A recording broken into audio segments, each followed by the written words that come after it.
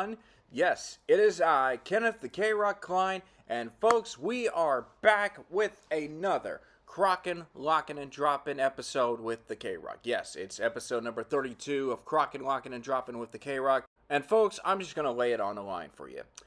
There's really not much that's going to go into this episode because, in all honesty, there's really only one sports topic that has been generating a lot of attention as of late, and that, of course, is the whole Tua Tagovailoa situation that happened on the Thursday night football game between the Miami Dolphins and the Buffalo Bills. And I'm going to be giving out my thoughts on the whole situation for Tua Tagovailoa, what I think needs to happen as far as his NFL career and his future health, but also something that I really want to address is all these comments. And this kind of goes all the way back to the last episode that I did, which you can listen to on my YouTube channel, KWCLINE91, along with Spotify and Podbean. That's where I usually upload these podcasts and everything. I try to be the best in the business, or one of the best in the business. I'm still making the long climb towards being widely recognized if I can possibly get that far. But I really wanted to discuss something that I did talk about in the last episode, and that is with all these fans basically trying to, say, hey, man, you need to retire, this and that. Like, people need to, are trying to tell them that. I think that's not the conversation that everyone should have, and I'll get into the reason why, because I feel like it's, at the end of the day, it is Tua's choice, and it is his, decision. I know he's going to have some conversations about this, in the near future, but for the time being, we need to let the man, recuperate and recover, and then just let him make his own choice. At the end of the day, it's his choice, and I'll dive more into detail on that as well. So, not really much going on as far as this episode is concerned. I did do an NFL predictions video or segment in the last episode, so this time I wanted to kind of throw it out there because I wanted to talk about my thoughts on the whole Tua Tagovailoa situation. So with that being said, I'm going to step aside for a moment, and we'll be right back, and we'll get started with our first segment. Stay tuned.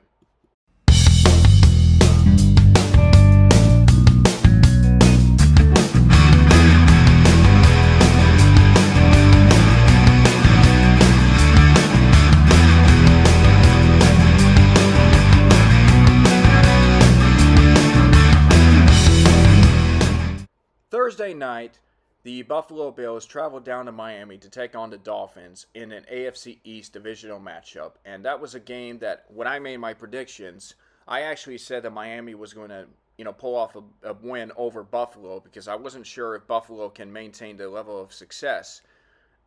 And I was wrong. Not only was I wrong in that the Dolphins would beat the Bills, but the Bills really did a number on Miami. And obviously I can go into details about how, the Bills were able to execute. They intercepted a couple of passes in the first quarter, which kind of was the start of a really bad night for Miami. And Buffalo kind of showing everyone that, hey, in spite of the fact that they've had some key losses in the offseason, they're still the team to beat in the AFC East. So you got to give them credit for that. They're off to a very decent start. So I have suffered my first loss of week 2.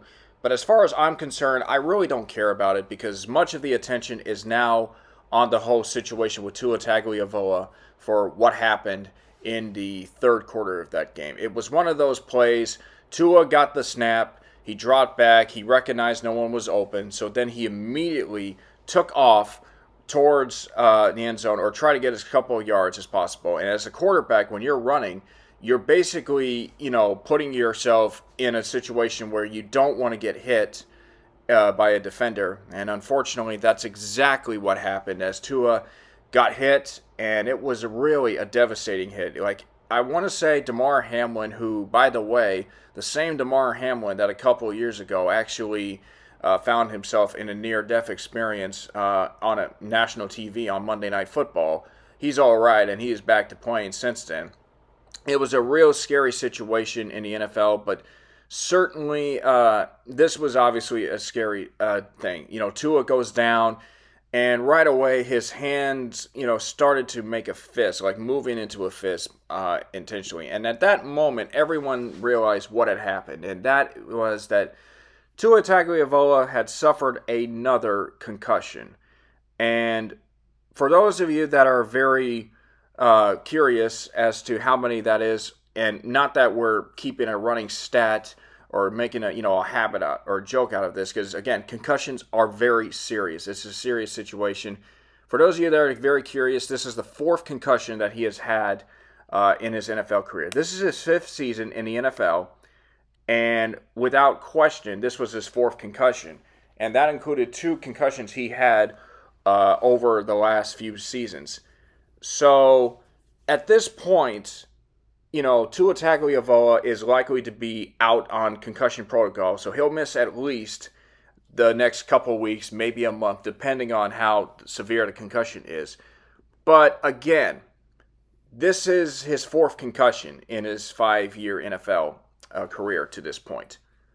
And right now, that has really been the talking point around the country, around the nation. Like, whether or not Tua Tagovailoa should continue on in his NFL career. Because you got to remember, like, we're treating concussions very seriously. And it's one thing to have one concussion, of course, but to have 4 and 5 years, that has to be drawing a lot of red flags. And I know there's been a lot of discussions going on and a lot of debates that happened.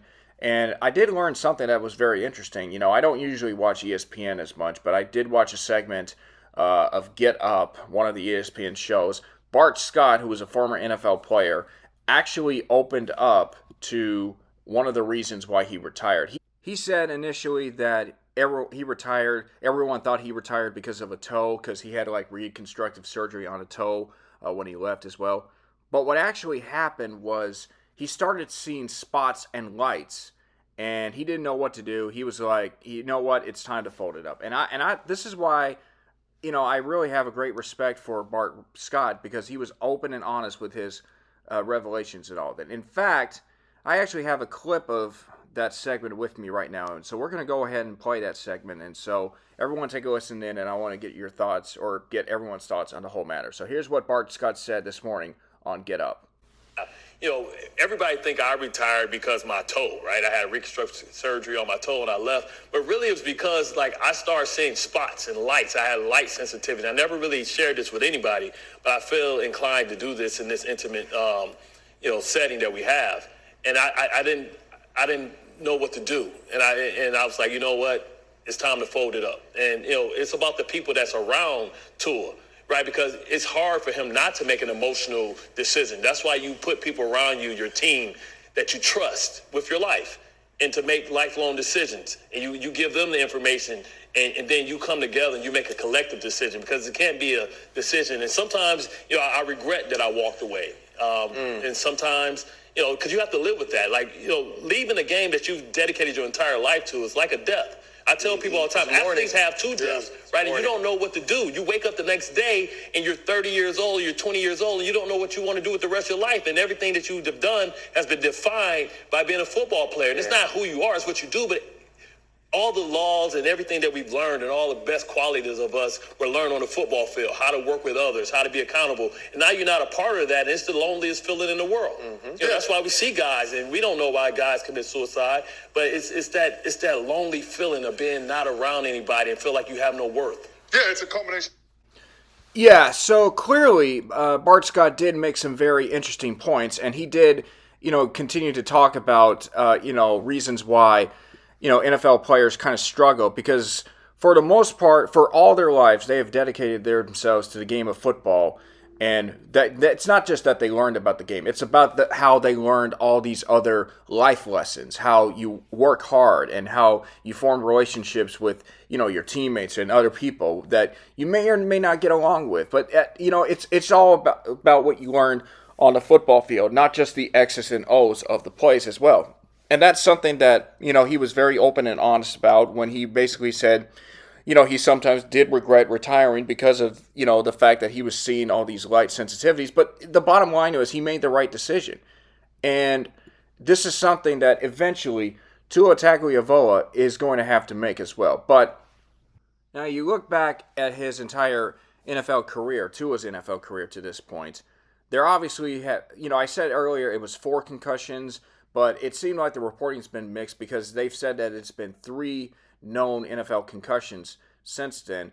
But at this point, I don't know if it's 3 or 4, but either way, regardless of however the number it is, it's a cause for concern. Because if you think back, 2 years ago, he had a couple of cases where his season was cut short because of the head injuries. You go back to week 3 in 2022, he got hit by a huge tackle and went into a fencing response, but for some reason he was able to recover, and finish the game, and which is obviously very concerning.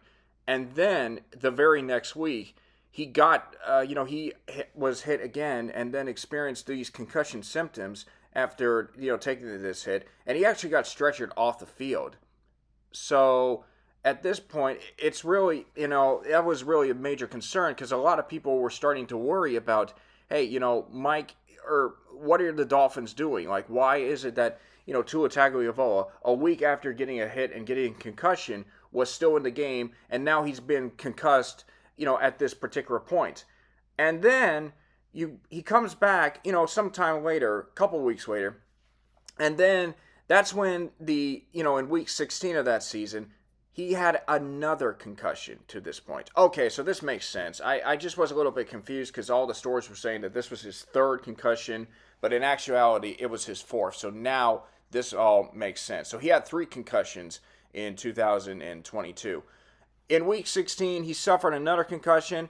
That was the one that ended his season, and then, of course, it led to the NFL making some major changes to the concussion protocol. Basically, if you have a concussion, you're out for the rest of the game, and more than likely you are out for the very next week, which I think is a real good call. But I mean, obviously the NFL has grown a lot since the early days back when this whole talk of CTE, concussions, and everything was starting to make its headwaves. The NFL was, I don't want to say they were all denial, but they really didn't take it as seriously. And then all of a sudden you have all these cases of stories of former NFL players that, have this change in, the behavior of themselves.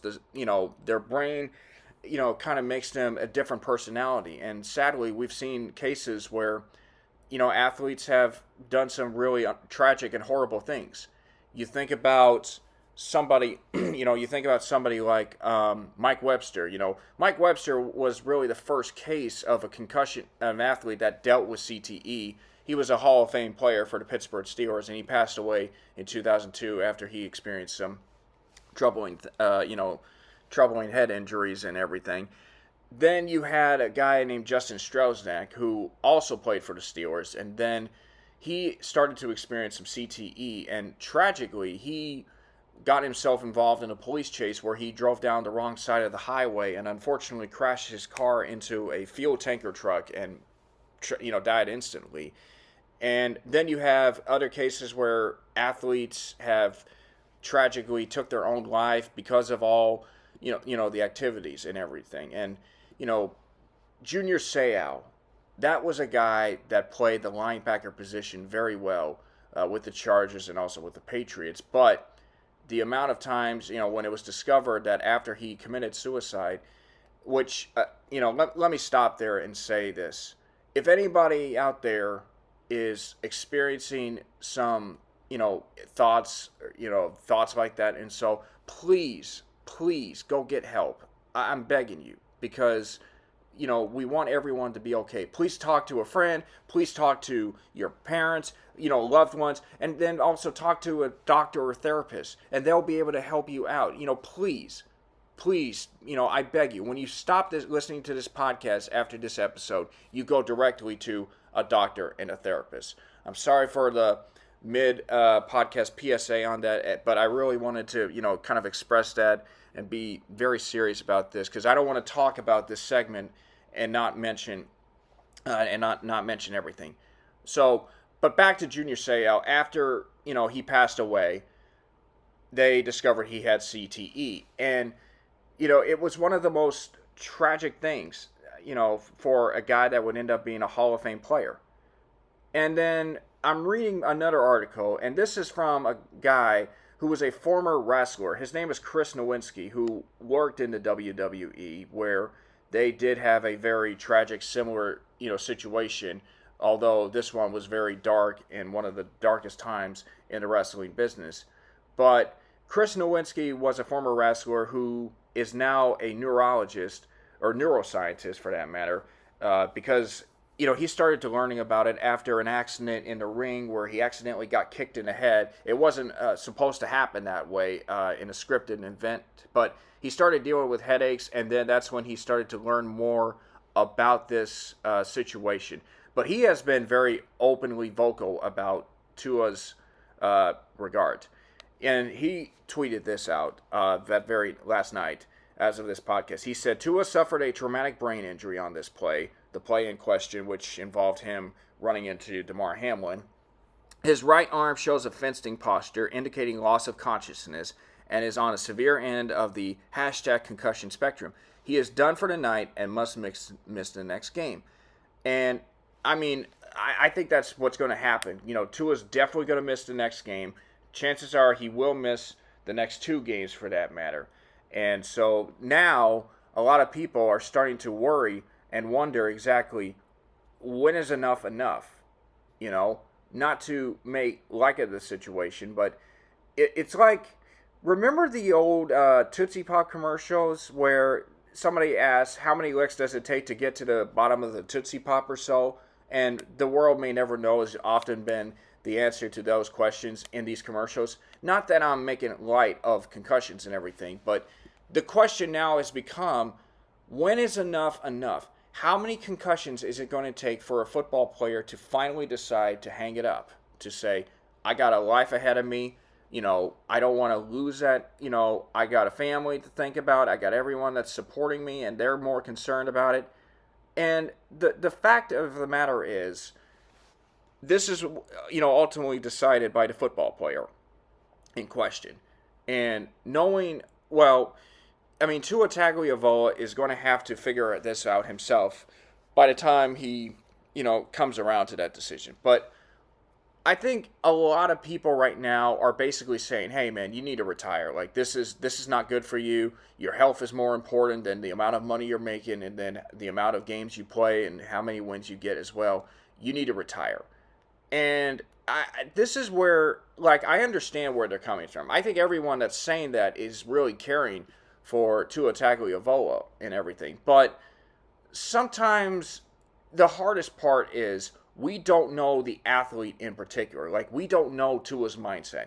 Now, we could say, well, we know Tua's a competitor. He's a quarterback. He wants to be out there as soon as possible. But in spite of all these opinions that we may have about him, hanging it up right now, the question is, does Tua really want that? And unfortunately, we're not going to be in the room with him, with his family members and his close associates and his agent or maybe his coaching staff and everything, when they have probably an intervention, if you will. Not that, Tua really needs it, but they will probably more than likely need to have a meeting saying, look, Tua, here's the thing. We know you want to play football. We know you want to help us win. We know you want to be great, but you've had 4 concussions over the last 5 years. We got to, something's got to give. And this is very concerning. With each concussion, the chances of you having CTE continue to get higher and higher. And you don't want to have this stuff that happens when you have athletes that have it or have this personality changes. And you don't want to go through that process. So what do you want to do? And I think Tua Tagovailoa is going to have a real long, hard talk with himself. So now the question becomes, what now? What should be done for Tua, at least? Here's my opinion on what I think needs to happen. I think Tua Tagovailoa needs to be out for at least 2 months. Not think about football, not have to worry about it. Take a break, go on vacation, just kind of do some soul searching, just don't think about football. Your teammates will take care of things while you're out, and just clear your head, clear your mind and everything. And then whatever you decide to do, after 2 months, when you come to a decision, whether you want to continue to play or whether you want to just step aside, for the game. In fact, you can step away for a year and it'd be okay. I think that's what Tua Tagovailoa needs to do. He just needs to step away from football. But here's the thing. My thing is, I think some athletes might think about stepping away as a form of retirement. You're not retiring. Like, you're not saying I'm, stepping away and retiring from the game of football. You're not doing that. You're basically stepping away from football, but you're still under contract, yet you're not going to play for at least a month or two. You're going to clear your head, and then you're going to make the decision. Once you decide, okay, I think I've done what I can do, but my concern is more for my health and the longevity of for how long I want to live, I'm going to step away from the game. And that's okay. Now, you could still love football even though you may not be playing the game anymore. You can be a coach. You can be, helping the Dolphins out, with the scout teams, or do whatever with sports and everything. You can still love football. You can still teach your kids. But ultimately, what's more important is how you want to live the rest of your life. And I think Tua will definitely need to come to that conclusion at some point in his career. Because right now, as much as we all like to think that Tua Tagovailoa can be a top 5 quarterback, along with the Patrick Mahomes, the Josh Allens, the Lamar Jacksons, Dak Prescotts, and maybe the Joe Burrows, even though Burrow is off to a bit of a slow start after one game, or you think about all these other quarterbacks out there, the C.J. Strouds, Justin Herberts, and, everyone. I just think right now Tua's situation is very complicated because he is really he would be putting himself more in harm's way if he just were to come back after some time. Now, I do think the Miami Dolphins will need to make some serious decisions. But the thing that, troubles me even more is that what is the NFL going to do with this?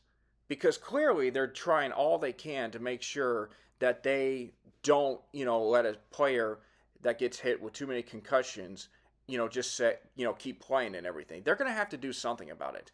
And I was having a social media conversation with somebody about this, and he said that, they should suspend, Tua. And I'm thinking, why would you suspend Tua? Because when I think of the word suspension, I think of something that a player did that goes against the code of conduct on the field or off the field. Tua didn't ask for 22 massages along, like Deshaun Watson. He didn't kill anybody. He didn't do anything that got himself in trouble. He didn't harass anyone. He just got banged up so many times with all these concussions that right now everyone's starting to talk about his future in the game of the NFL. But then I remembered that there was a commissioner's exempt list. And I read this and I think to myself, this might be something that could happen as well. The commissioner's exempt list is a list that basically says a special player status available to clubs only in unusual circumstances. The list is designed to serve as a placeholder and give NFL teams some roster flexibility. The designation prevents a player from counting against a team's active roster limit of 53 players.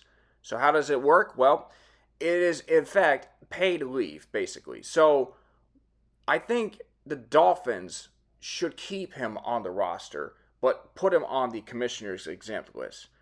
And, you still have to pay him in a sense. And this is kind of a very unusual situation. But when you think back to some of the recent cases of players being on, exempt lists, you think back to somebody like Adrian Peterson, who in 2014 was placed on the list because of a season, or he was on a full season amid child abuse allegations back in 2014. Then you had a case where you had Michael Vick, who back in 2009 was placed on the list after the whole dog fighting charges came out. Jonathan Vilma, who unfortunately was on the New Orleans Saints team that got caught up with the whole Bounty Gate scandal, which of course happened during their Super Bowl season.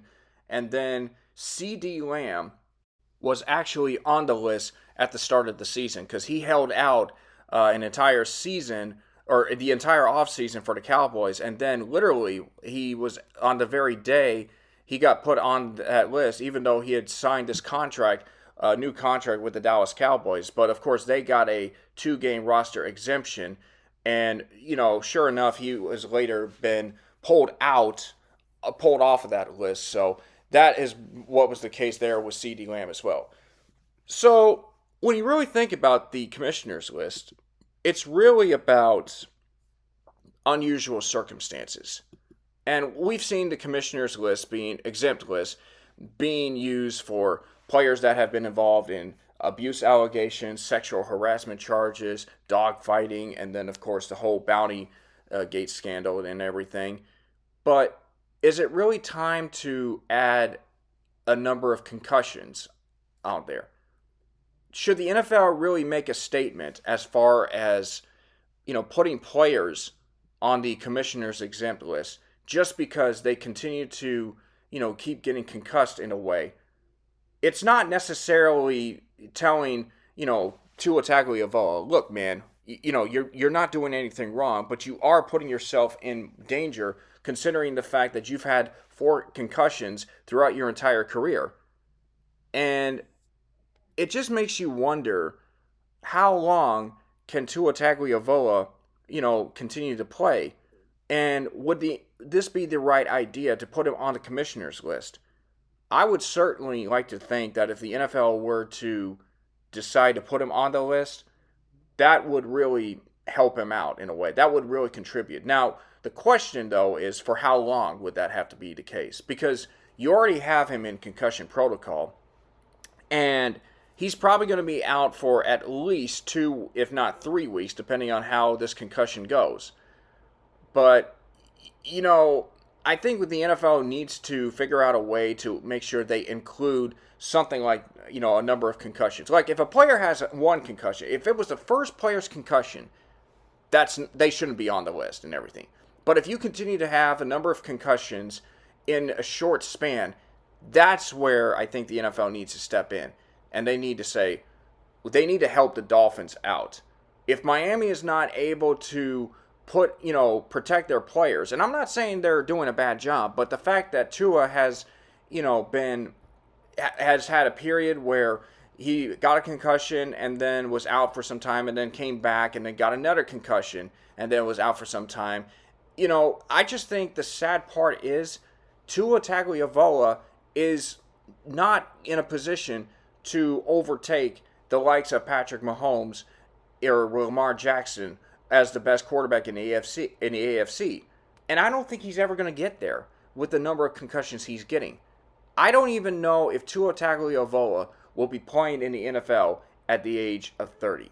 I don't know if Tua Tagovailoa will be able to play another 2 seasons for that matter. But what I do know is this.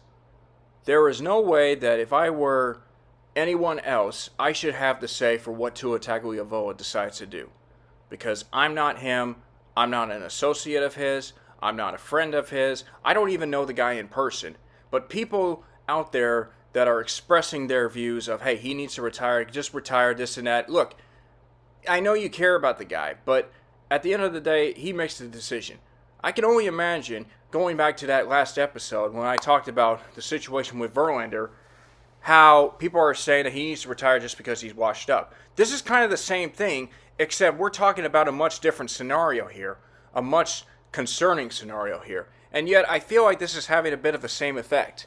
Tua is going to have the conversation eventually.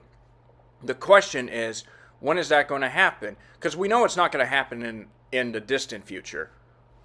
But ultimately, he's the one that has the final say in the matter. None of us do. I don't. You don't.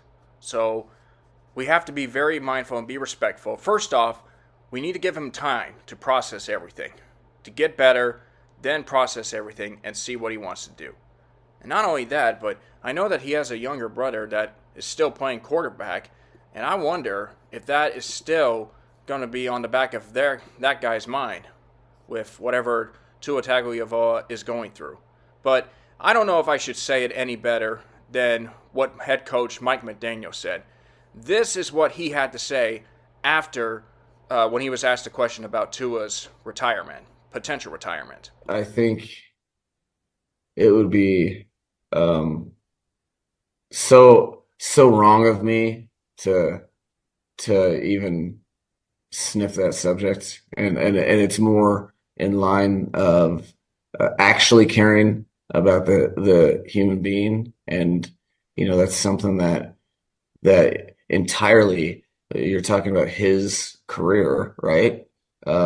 His career is his, and that's something that I think I just really, really, really wish I totally understand it, and it's not misplaced. I totally get how that's where people want to go to. I just wish that people would for a second hear what I'm saying, that bringing up his future is not in the best interest of him. So, I'm going to plead with everybody that that does genuinely care, that should be the last thing on your mind, because you don't, like, what do you think that's, if I would answer that question, I'd be like, all right, this is my thoughts on his career, and he read it.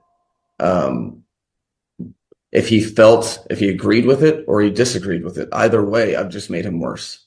So I, I'm not taking this opportunity to just um not, I don't think it's appropriate, simply because of my care and regard. And I don't think it, those types of conversations, when you're talking about somebody's career, I think it probably is only fair that their career should be decided by them, you know. Boom. And that brings up another valid point, the trust factor. What Mike McDaniel said was that if someone were to ask him the question of what he think Tua should do, and he gives out his thoughts, there is a great chance that Tua's going to find out about it. And if it's something that he doesn't agree with, guess what? The relationship between the quarterback and the coach is pretty much, it's all gone. It's broken. It's damaged beyond repair. All because of an honest opinion. Why would Mike McDaniel basically give his thoughts on a situation which the chances of Tua agreeing with him are not that in his favor? Why would he say that? Why would people want that to happen? Because ultimately, as Mike McDaniel says, the trust factor is gone pretty much. And that this is ultimately Tua's decision. So that's why I feel like people need to get off the whole concussion, like get off the whole you need to retire thing and everything. And because the concussions, I mean, yeah, they're a very, very serious situation. But at the end of the day, it's Tua's decision. So I understand a lot of people want to say, have their thoughts and have their opinions. And I have my opinion. My opinion is that I think Tua needs a break and just to think about his future. And if he wants to come back, let him come back. But again, you're going to need more protection. The Dolphins are going to need to be keeping a extra eye on Tua Tagovailoa. Same thing with the NFL, because whatever he decides, he's going to be under a microscope, not in a negative way, not in a pressure kind of way, but in a more concerning way. Because if they see something that's of massive concern, then Tua is out of the game, pretty much. So ultimately, I think we need to let Tua give him some time, and eventually, whatever Tua decides, Tua decides. I would not be surprised if he comes back and says he's playing, basically, because that's the competitor in him, that's the quarterback in him. But ultimately, he's going to have to make this decision down the line if this continues onward. You think of Andrew Luck, a guy that had so many injuries, and this was a guy that was expected to really be a great player, and then all of a sudden, just these injuries, and then he retires at the age of 29, and he has since said that he has no regrets about making that decision because he had to make that right decision. And I respect him for that. So eventually, Tua may be in the same boat, but at the end of the day, it's his choice, and we should respect that pretty much.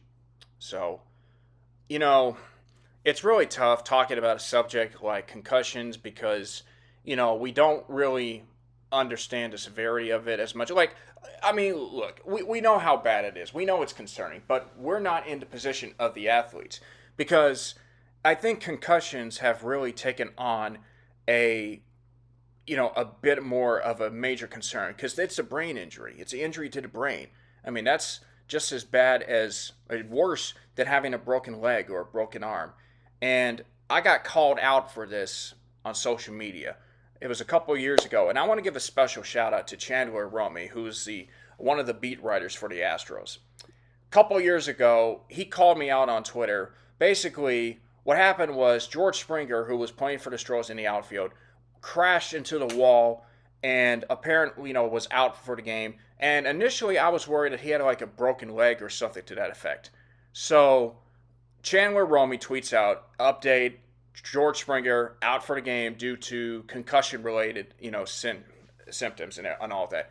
And I was just like, oh, good, relieved that it's not a broken leg. And I kind of mentioned that to him.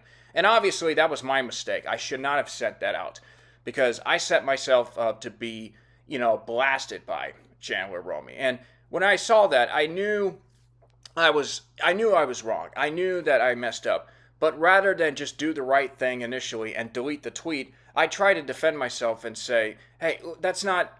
I wasn't trying to mean that way. And I understand that." But by that point, it was obviously, everyone was kind of piling on, and eventually I did delete the tweets, and I felt really bad about that.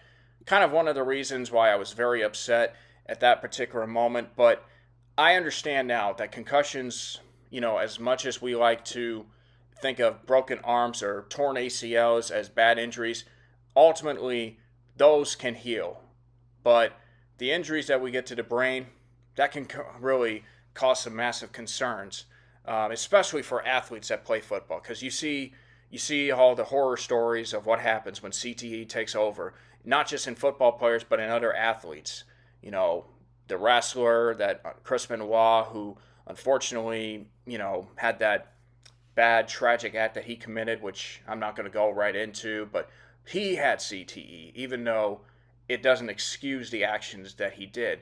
You think about all the other players of Junior Seau, Andre Waters, Dave Duerson, just to name a few, and then the ones that unfortunately are not, the injuries to the brain do cause more than just, it's more than just CTE. There are some players that have had some contact with football that unfortunately have been diagnosed with amyotrophic lateral sclerosis, Lou Gehrig's disease.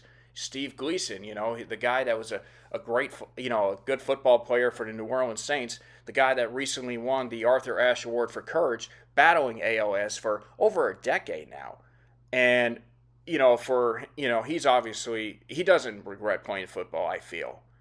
And, there's just a lot of other great, other stories of people that have had some injuries that have really caused a negative effect on their brains as they got older. And it's just unfortunate. But, football players obviously love the game. They love playing football. They don't know anything else. And certainly it's hard for them to put down the helmets, put down the footballs and everything, don't not remove the pads. But ultimately that's something that they will have to endure. And I think there are athletes that are having much better understandings of concussions and much better understandings that, health is more important. And that's why they're stepping away from the game. Not because they don't want to, not because they no longer like football. They just don't want to cause any more harm to themselves and get themselves hurt even more. So that's just the way I look at it. But man, I mean, Tua Tagovailoa, I do hope and pray he gets better, and whatever he decides is his decision. But can you imagine that if it hadn't been for the national championship game back when Tua Tagovailoa came in the second half, leading Alabama to a comeback victory over Georgia? Can you imagine that moment not happening? If it wasn't for that moment, we would not have even heard of Tua Tagovailoa. We might have heard about him before because he was one of the young campers in the Elite 11 quarterback series that they always seem to do every year. And he was like the MVP of that year's season. Man, I mean, what an outstanding journey for him to get to this point. And yet, it's just unfortunate that his situation is, being marred by all these injuries, the concussions. So that's something that he'll have to figure out. As far as what this does for Miami's chances of winning the division, they have Skylar Thompson, who's the backup quarterback, and we'll see what he can do. But chances are they may be going after another quarterback for the time being. Some of the names I heard, Trey Lance was a guy Cooper Rush, who was the backup quarterback for the Dallas Cowboys. I mean, the Cowboys seem to be set with Dak Prescott at the moment, so maybe not, why not give a guy like Cooper Rush or Trey Lance a chance?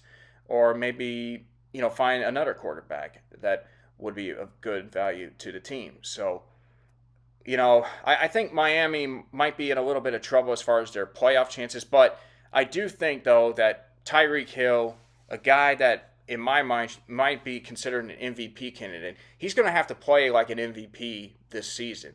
And if he can get the Dolphins to the playoffs while putting up extremely talented numbers, you're looking at the most valuable player of the NFL in Tyreek Hill, which would be a really great accomplishment, especially for someone that is a wide receiver in a quarterback-driven league. So I think this whole thing with Miami, it's really been a bad couple of weeks for them. Tyreek Hill gets arrested last week along with another teammate because of a speeding violation, and the cop that arrested him, one of the cops that arrested him, has been put on leave, and then Tyreek had said that he does, in fact, he wish he could have handled the situation better, even though it seemed like it was really more of a bad look for the cops for what they did when you saw the video footage, in my mind. But it's just been a very tough couple of weeks for Miami, and they're 1-1 at this point. So I think it's definitely going to be a tough climb for them to make the AFC to make the playoffs. But if they can maybe put together a couple of wins here and there, try not to do anything out of their capabilities, then I think they'll be able to get themselves back in the forefront here. So looking at the schedule for Miami, next week they're at Seattle, which will be a very tough game. And then, of course, they host Tennessee afterwards. So I'm looking at maybe a 2-2 record at best. I'll probably reconvene next week when I maybe do another podcast with my NFL Week 3 predictions. But I do think Miami might have a chance to make a push for the playoffs, but it'll be a bit of a tall order. And that, of course, depends on when Tua comes back. I'm not saying he'll be back for the end by the end of this month. I think he may be back at the earliest in October, or they may wait till November unless they decide to put him on the IR for the time being. So Miami's in a very difficult situation as far as the quarterback is concerned, but ultimately I think they'll be able to figure something out down there. So we'll just have to wait and see what happens there. But again, I do want to send my thoughts and prayers to Tua. I hope he recovers well. I hope he can, if he decides that football is no longer in it for him, then if he retires and he lives a long and happy life. Because, man, as much as I know you love football, you'd much rather live a long and happy life, with the family and the friends and those that you love. So wish him all the best for a great recovery, and we'll see how everything pans out. So that is actually going to do it for this edition of Krocking, Locking, and Dropping. A bit of a one-subject podcast, considering that this was only about the Tua Tagovailoa situation. So hopefully you guys have different opinions, or the same opinions that I have. Let me know down below in the comments on my YouTube page. Again, my YouTube channel is KWCLINE91. And then also I'm posting this podcast on Podbean and Spotify. So hope you guys enjoy yourselves. Again, continue to pray for Tua. Hope he gets better. And I will see you guys next time on another episode of Krocking, Locking, and Dropping with the K-Rock.